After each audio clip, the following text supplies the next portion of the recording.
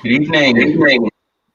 My name is Dennis Winston. I am the editor-in-chief of Words, Beats, and Life, the global journal of hip hop culture. Welcome to the WBL Festival's Streetlit Symposium, where we are broadcasting from our homes. So you must forgive us if you hear or see rather a stray overweight cat, or you may hear the fussing of little children, or more accurately, the fussing at little children.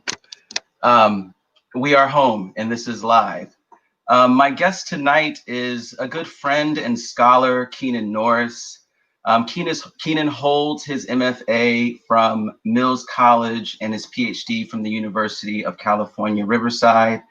Keenan is a 2017 Marin Headlands Artist in Residence and a Yerba Buena Center for the Arts Fellow. He teaches American literature and creative writing at San Jose State University and serves as a guest editor for the Oxford African American Studies Center. Keenan is the editor of the groundbreaking anthology Streetlit, representing the urban landscape. And Keenan also has some short works and some nonfiction, but he's also a novelist. His first novel is titled Brother and the Dancer. And his most recent work, By the Lemon Tree, is available at nomadicbooks.org. And I must also say that Keenan is the special guest editor for our Streetlit issue, which is available now at Words, Beats, and Life. So welcome, Keenan. Thank you for being here. How are you doing? Oh, thank you for having me. And I'm doing well. I want to, thank you, Dennis. Thank Words, Beats, and Life as well for making this happen. So, I'm eager to get started. Real quick, since this is our first day here and we are, is that too much of a glare? I can bring my screen down if that's a little too much glare. It's totally up to you. I had to do some adjusting myself. I have lights going on. You look fine to me. Okay. So hopefully everything is cool for everyone else. Okay. Before we get started, how are you doing? How are you dealing with these sort of tumultuous times that we're in? Have you picked up any hobbies like the ukulele, like I did? Nah, I mean, I just try to, it's been, maybe not doubly, but it's been even harder here in California where I live. I live in the Bay Area, right outside of Oakland. It's been even harder here because of the fires, the wind and the fires. Last night we were just hit with another, blast of crazy wind events. And I mean, just their trees just downed all up and down the boulevard here, San Leandro and East Oakland. And so, just every couple of weeks having to worry about that, having to worry about the bad air. This has been tough. Right. So you're not only dealing with the sort of health and social crisis, you're also confronted, head first really with climate change out where you all are. Yeah, definitely. And so that's been difficult. And then when it comes to, our political situation, I'm giving a talk for Alta magazine on November 4th, and I was corresponding with the host, the person who's gonna host me and host the program. They're like, this is gonna be the morning after the election. Like, what else are we going to talk about? Right. Yeah, not to get too political, but Streetlit is also political. I've also told my students that the day after the election is to be determined. I'm not sure if we're going to need to reflect or mourn or both or some version of both. Right. But it's nice at least to have these moments really to talk about for us a subject that we care so deeply about.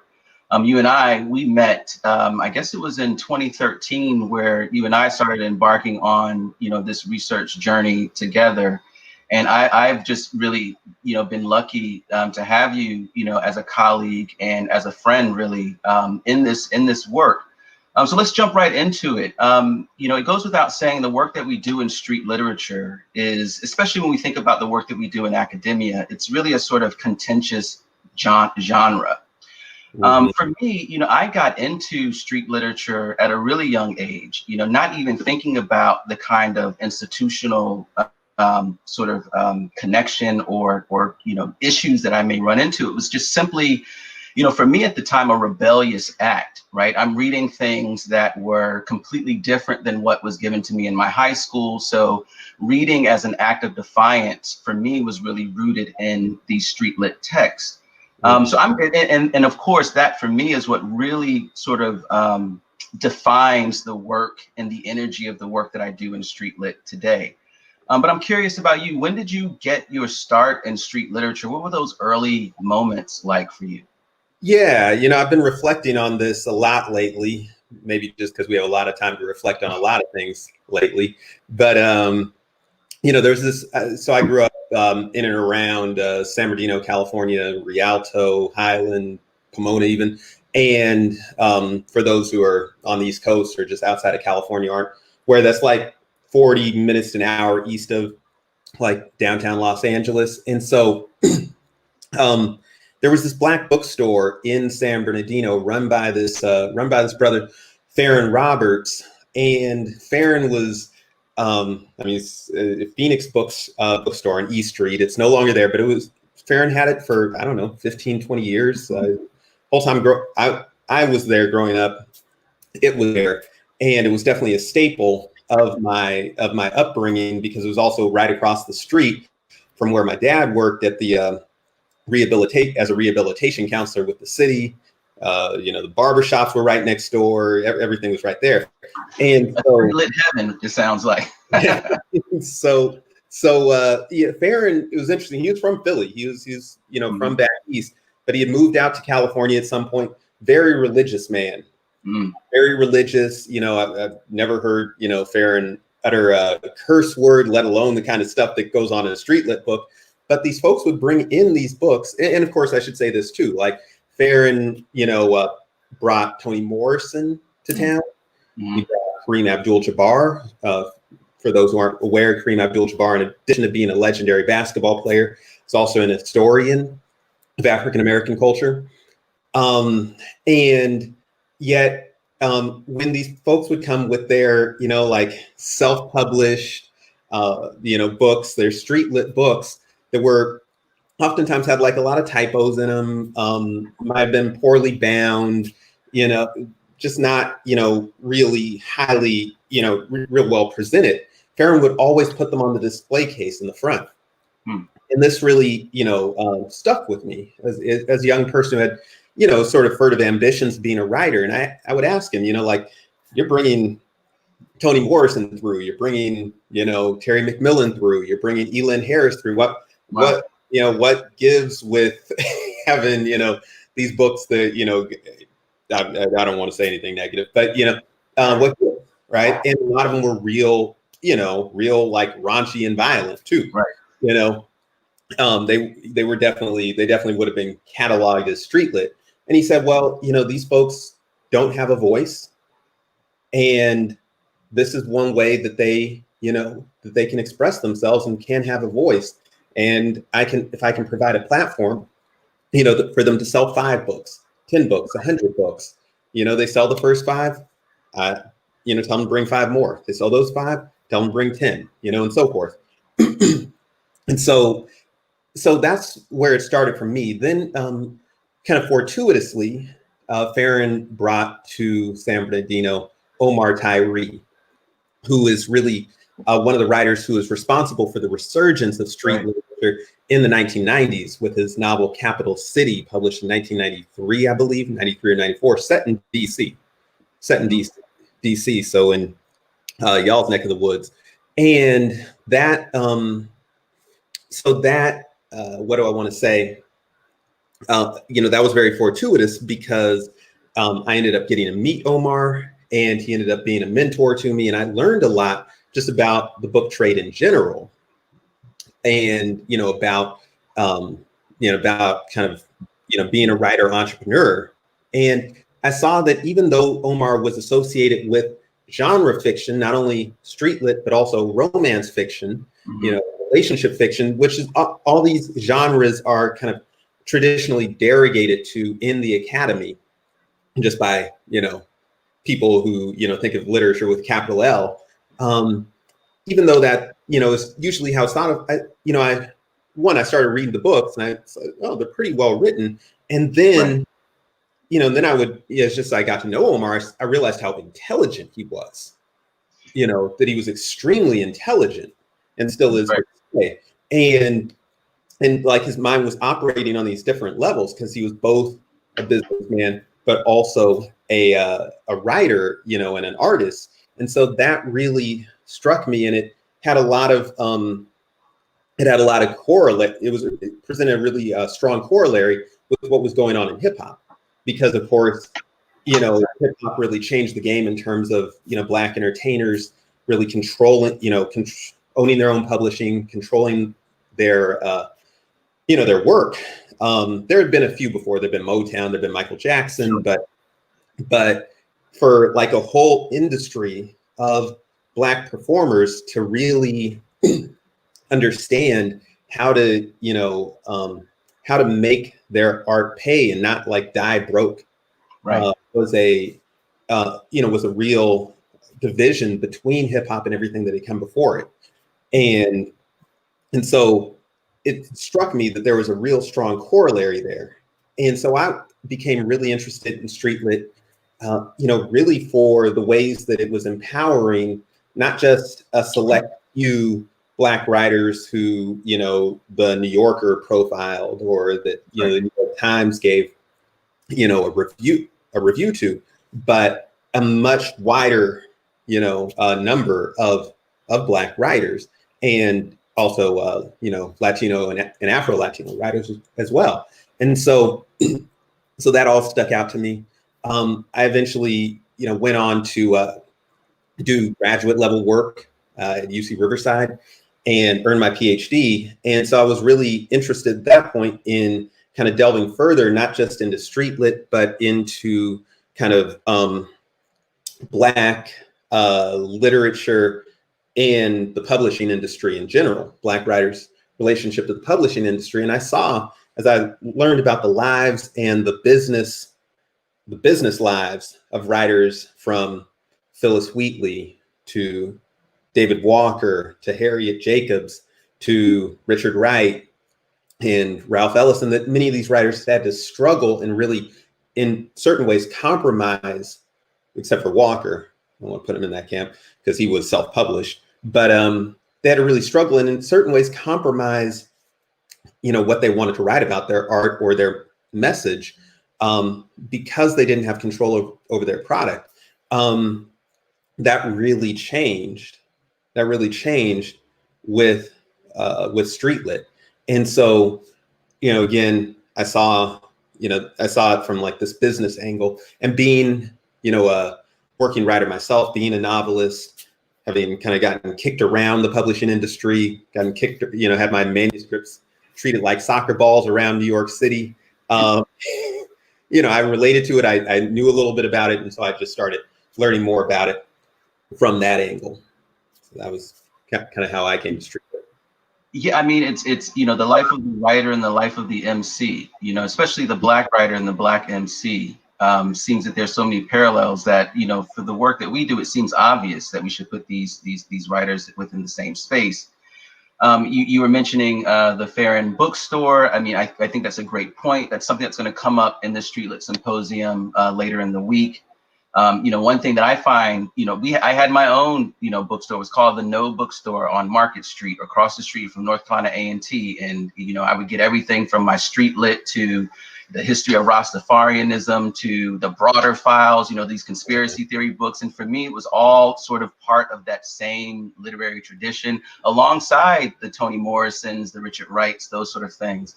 And that is what makes the Black bookstore in many regards important, because, there's a kind of validation going on.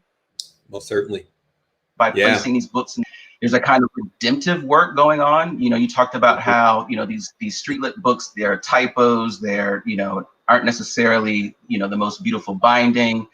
And we often sort of, especially in academia, we use those as markers to sort of denigrate these books and say, well, they're not worthy. But if we place them in these contexts, right, we place them in these conversations, then, as a Black bookstore owner, as a Black publisher, you are validating, you are redeeming those, voices in some way. So again, we're gonna talk more about that throughout the rest of the week. So we talked a little bit about your experiences, your early experiences in street literature. For the sake of time, let's fast forward to today. I'm quite sure there's a lot that happened between then and now. But for the sake of time, what are you doing today in your classroom? I have the question written out in a much better way. So let me look at my question and ask it this way. So again, I look at the work that we do as a kind of genre activism, right? It's sort of like we're campaigners of canonical inclusion. That's the poet in me trying to at least the effort. And like most activism, that desire comes from a really personal place. So we talked about how you got your start. How does that translate to the work that you bring into the classroom? What are you doing in your classroom when it comes to street lit? So really quick, I know that I'm plugging this again. I know that you are using copies of this in your classroom. I am. Right? And we got to give a shout out to Julius Porter, who did the artwork, and a Howard University student, young student, who is responsible for the artwork on the front and back cover and within the pages. So a shout out to him. How are you using the Streetlit and special issue in your classroom, and just Streetlit generally? How are you using it in your classroom? Yeah, I mean, it's definitely a work in progress. Both last term and this term, I'm teaching a class that is a Streetlit class, right? So at San Jose State and at the CSU, that is the California State University system in general, right? Depending on the demographics of the area and the student body in different places, you may or may not have an explicit Black literature class. So for example, when I taught more in the area where I live, when I taught at Cal State East Bay, which is outside of Oakland, we had Black lit classes.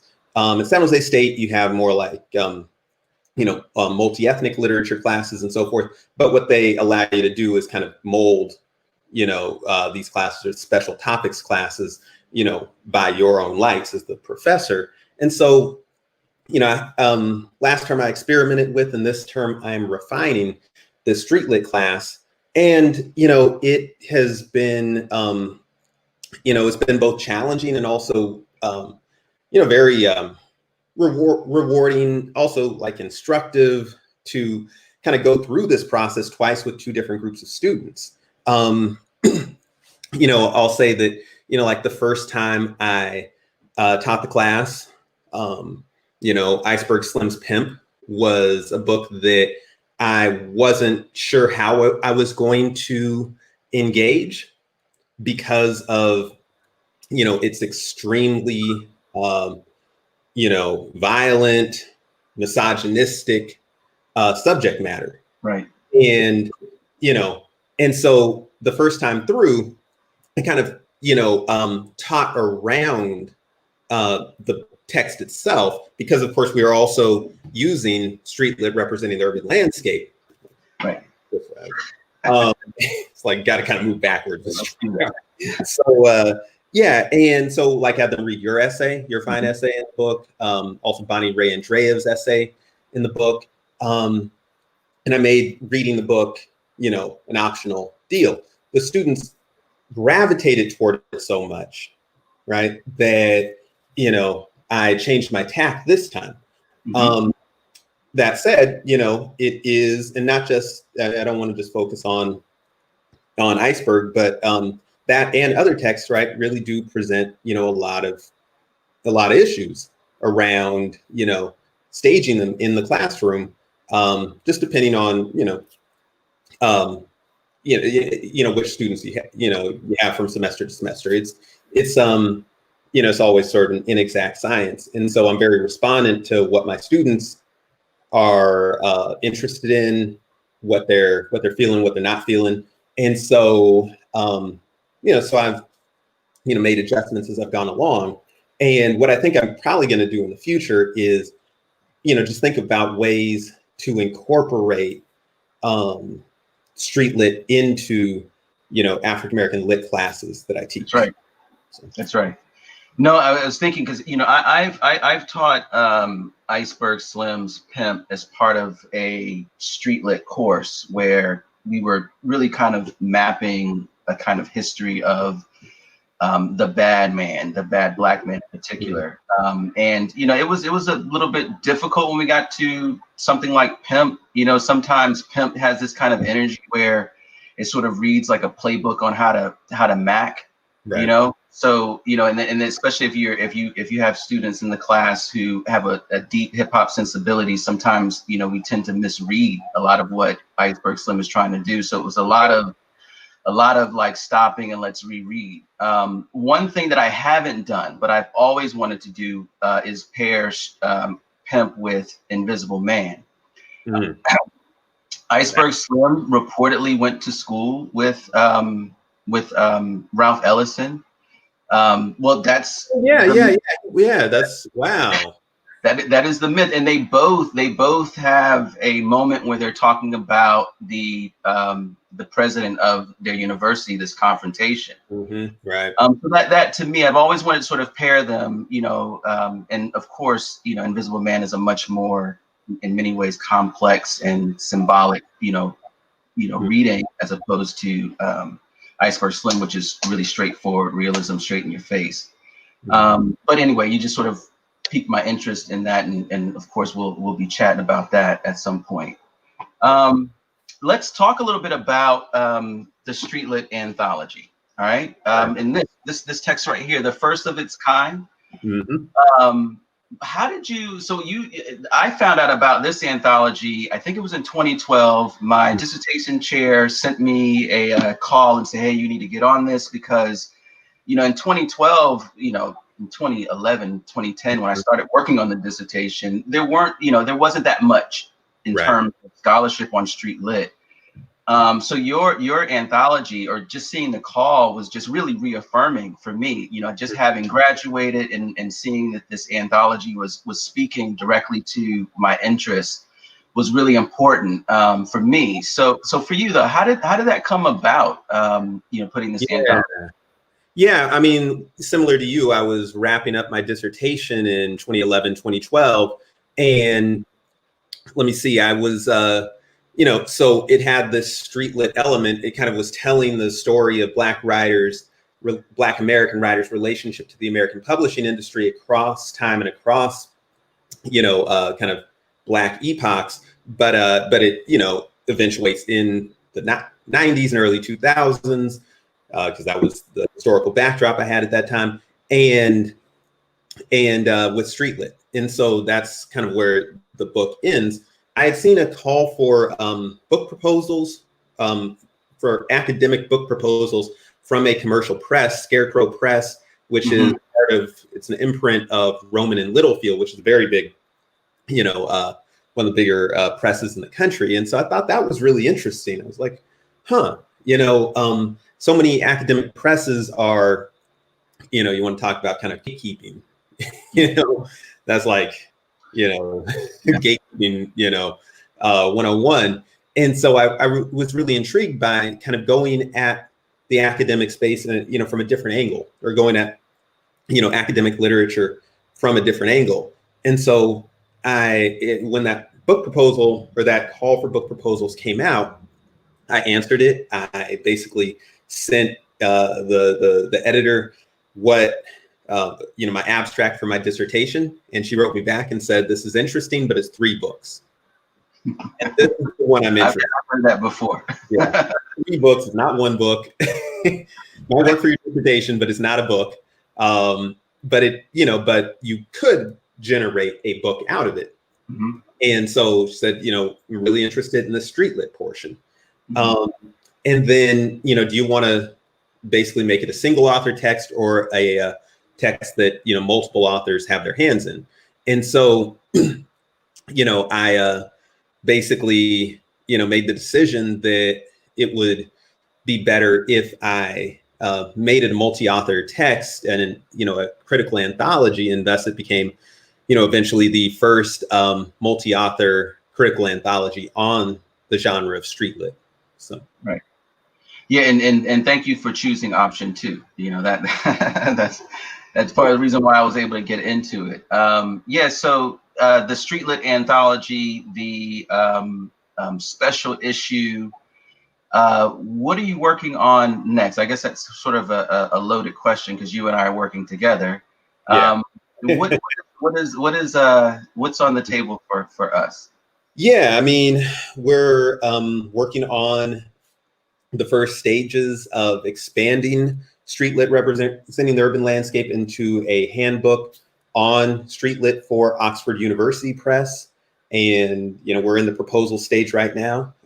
Actually, probably right after this conference is over, we'll get back into that proposal. Yeah.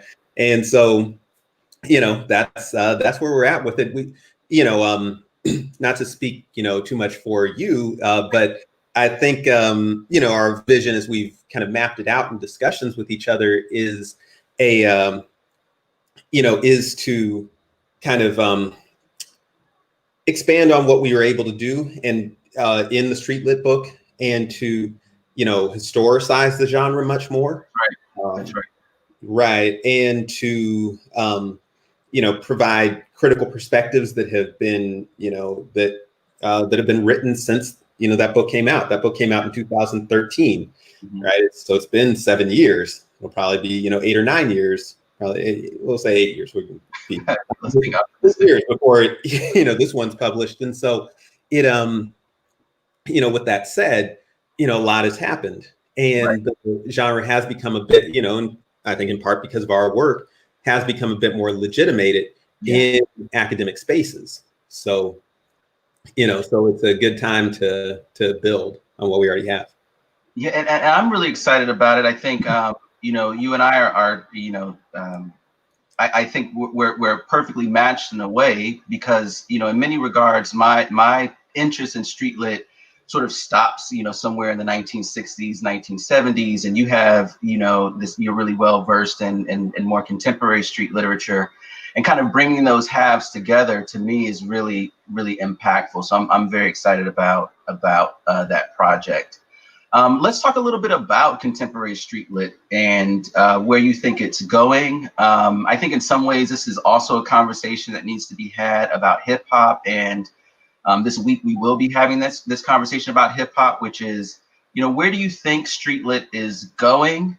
I think that the time in which we're living in is makes this an even more sort of complex, interesting, timely question. In other words, how is street lit responding, will respond to this current moment? And I also want to sort of throw in the idea that, in some ways street lit sort of plays in or plays up, some of the stereotypes that, this moment is really kind of exploiting and exposing. Street lit kind of plays into them in a really kind of, almost signifies on these stereotypes in some kind of way, or supports them, complicates them. So this would be a sort of tricky space for them to kind of occupy. But anyway, what do you think is going to happen with street lit? What do you think is happening with street lit in that regard in this current moment? Yeah, I mean, that's a really good question. I mean, I think that there are a lot of, issues that if, the genre is going to kind of mature and develop, it needs to handle in greater detail. You see at kind of the edges of street lit with writers like Omar Tyree in his more recent work, the Last Street novel, especially, in Aya De Leon's work, and in, some other contemporary street lit writers' work, people writing about gentrification, which obviously has had a massive effect on our inner cities. Absolutely. All over the country, right? From Oakland to Brooklyn, from LA to DC, and so there is that. I think then, speaking to the, very most current moment in our pandemic, the economic crises, the rising crime that, is also, attended this, that's been present in the past year. Yeah, you definitely have a lot of things that are kind of, where street lit does have some application to a lot of things that people are going through right now. So I think that there is going to be a kind of resurgence, maybe not just of street lit, but of books that may not call themselves street lit, but they contain a lot of these themes, you know. Like Ta-Nehisi Coates' Between the World and Me as a kind of street lit text. M.K. Asante's Buck, D. Watkins, The Cook Up. You know, these are texts that really, you know, in tradition of street lit being these kind of, you know, somewhat autobiographical tales. You know, Iceberg Slim is a semi-autobiographical tales. Malcolm X's autobiography itself is one of the quintessential street lit novels, or, you know, texts rather. The one thing I always find interesting about the work that we do that's different in many ways than hip hop is that hip hop can almost respond immediately, you know, to what's happening. Right. I mean, I guess in some regards, street lit is a little bit different than other kinds of writing. I mean, there are a lot of street lit authors that churn out work really quickly, you know, almost on a dime. But I guess the nature of writing the novel or writing a long work requires you to sort of sit and contemplate in a way. So we may just have to wait really to see how we're going to respond, how street lit rather will respond to this particular moment.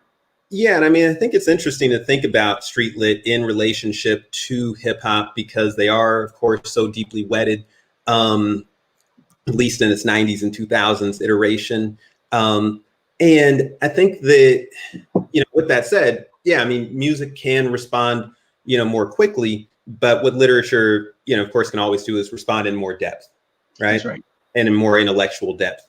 And I think that, you know, something else that really struck me, and another, you know, event that I meant to mention in terms of my entry into street lit was when I read Christina Groff's reading street literature, reading American Mass Incarceration. I'm getting the title slightly off, but something along those lines. Christina, Graaff. She's since written a book on these twin phenomena of the rise of street lit and the rise of mass incarceration in America, and, you know, sussing out their correlation. And there was a line in there in her essay, which was published on a popular music website, popmatters.com. That's where I read it, where she wrote that street lit is the most extensive engagement, you know, of any artistic form with American mass incarceration. And because, you know, American mass incarceration has been one of the chief issues of the last 40 years of American history, even more prominent for African-American history, you know, we know the statistics around it, so I won't rattle them all off and, you know, find, you know, some other reason for people to be depressed, but they're more than alarming. They, in my view, in total constitute a human rights violation, right, against Black people in this country. And so, so her kind of phrasing of that really struck me. And so, you know, there's a way that street lit, in these writers telling their stories, they can go, you know, not as quickly, but can go deeper. They can cut deeper into some of these issues and provide that really extensive. Yeah. No, I'm agreeing with you. I mean, Richard Wright and Blueprint for Negro Writing talks about, you know, in many ways, the most profound work that we can find is work from the common experiences, from you know, from the experiences of our own communities. And street lit, certainly in hip hop, of course, you know, does that kind of work. And I'm grateful for you. I guess on that note, I'll say I am grateful for you and the work that you have done in the space that you've created through your anthologies, through your street lit special issue, for having, you know, writers such as myself and others to contribute to this dialogue, to elevate street lit in the way that it needs. So on that note, what I'll do is I know that Mazi is monitoring the chat. I wonder if at this point we have any questions from any of our viewers. Okay. On that note, well, let's do this then. Let's talk a little bit about the rest of the week. You, like most things, have been really instrumental in helping me craft, this symposium week. So tomorrow we will have a talk. It's titled Street Cat and the 12. Yeah. So tell us, what should our viewers expect from that panel tomorrow night? Yeah.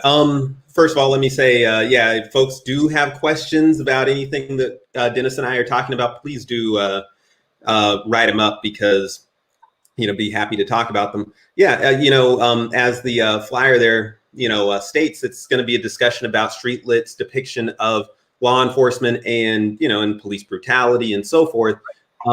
Given our moment, given the protests against police brutality and police murder in over the summer, how could we not Right. and given our subject matter here, street literature, how could we not have a panel on this topic? So we have Sherry Ann Turpin, who was one of the contributors to Street Lit Representing the Urban Landscape. Her essay on Hardman of the Street, on one of Kenji Jasper's novels, set in DC, and Dr. Turpin is a professor at UDC, so she'll be one of the panelists. Also, Jacinta Saffold, who is a professor at the University of New Orleans, and Roger Porter, who is based here in Oakland and is the author of The Souls of Hood Folk. So looking forward to that talk, definitely.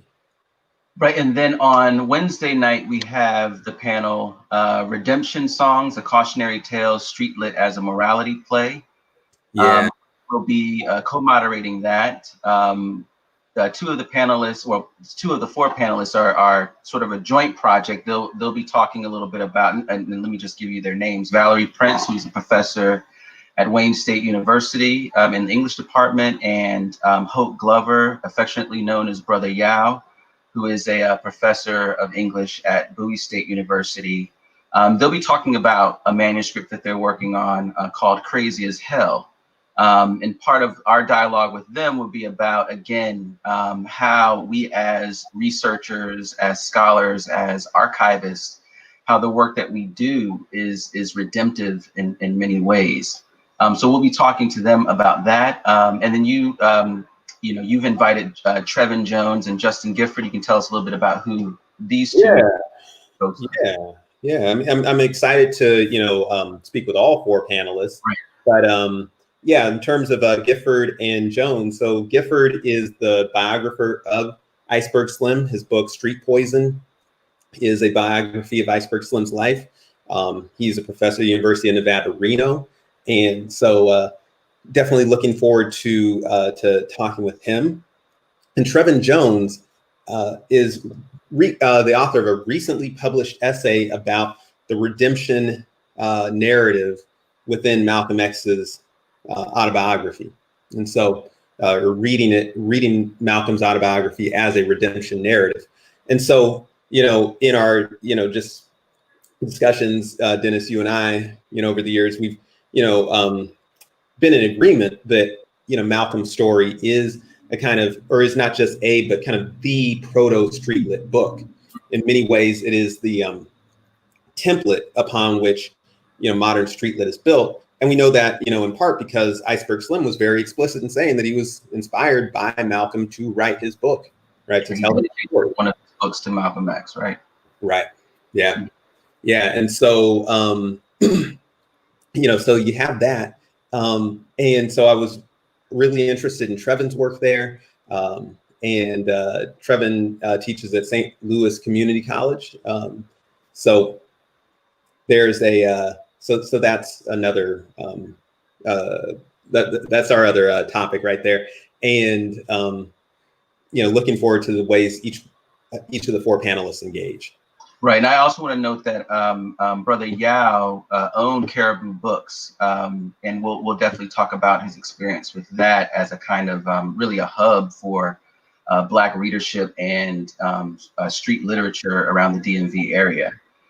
And then on the last night, Street Lit in the Ivory Tower, that's a panel that I'll be moderating. And our panelists for that event will be Dr. David Green of Howard University in the English department. And he'll talk mostly about his book, Visions and Ciphers, which is a text that he's using at Howard University with his freshman writing class, and talking about how he brings hip hop into the classroom. We talking to Kamisha Randall, who has an article in the Street Lit special issue. Kamisha will be talking about Street Lit in the classroom. And then we have Khalid White, who will be talking about Street Lit as part of juvenile education, which I'm really interested in hearing about, because we talked about how, you know, there are these, you know, hurdles and whatnot that we have to get through in terms of bringing street lit into, you know, the college classroom. I can only imagine, you know, some of the difficulty it is to bring street lit into a high school, right? So I'll be really curious to hear what he has to say about that. So we have a week of really great material, some great panelists, and again, Keenan, thank you so much for your time, for your contribution, for the work that you're doing, allowing me to be a comrade on this journey with you. Do we have any questions before I don't want to, you know, leave the event? Any questions at all? All right, I guess we answered them all. That's what it sounds like. We asked all the questions and we answered them as best we could. So again, Keenan, thank you very much. We'll see you throughout the week, and good night, everyone. And thank you again for joining us. All right. Thank you as well. Peace.